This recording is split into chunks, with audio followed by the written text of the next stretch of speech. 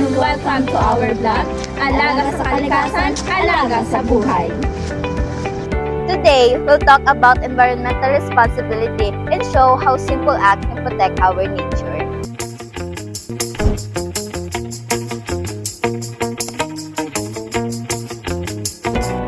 Since nandito kami ngayon sa Nato Beach, gusto namin ipakita kung gaano kaganda ang kalikasan kapag inaalagaan natin.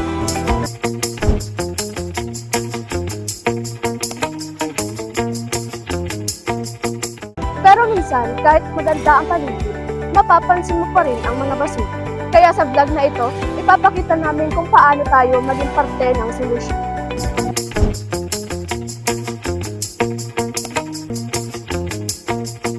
Tara, samahan niyo kami. Let's learn how to care for the environment while enjoying its beauty.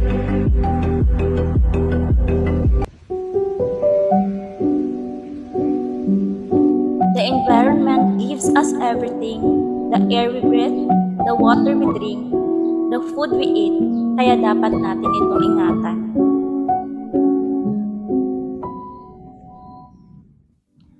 Nakakalungkot kasi kahit ganito kaganda ang dagat, may mga taong walang disiplina.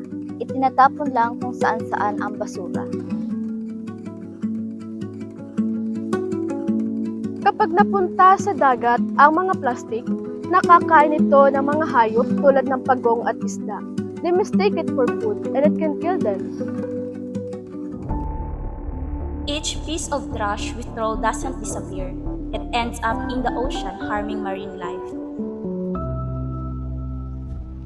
Kumusta po dito, sir? Madalas po ba na may basura dito kahit na may karatula na pong nakalagay na bawal magtapon ng basura? Napapansin niyo pa rin po ba na may mga pasaway po talaga na natatapon ng basura dito sa magandang pasyalan sa Nato Beach? Ano po kaya sa tingin ninyo ang dahilan kung bakit patuloy pa rin silang nagtatapon kahit bawal naman?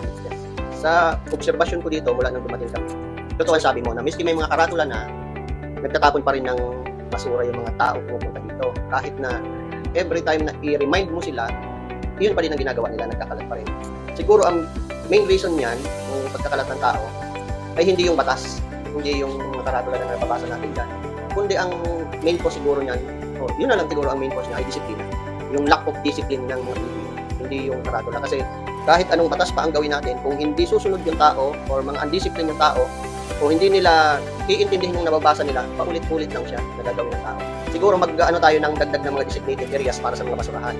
Tsaka bago pa pumasok sa ganitong lugar yung bisita o kung sino man ang mamamasyal dito, i-remind na sila na kung ano yung dala nila dito na possible na maging basura ay iuwi na nila. Kung pwede naman na o kaya itapon nila sa tamang basurahan.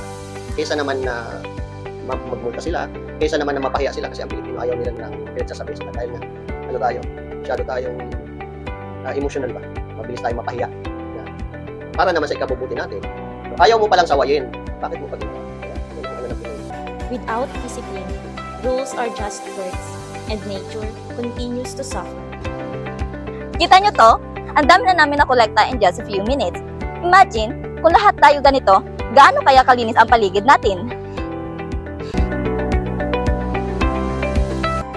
Habang naglilinis tayo kanina, napansin ko na tayo rin pala ang dahilan kung bakit marumi ang paligid, pero tayo rin ang solusyon.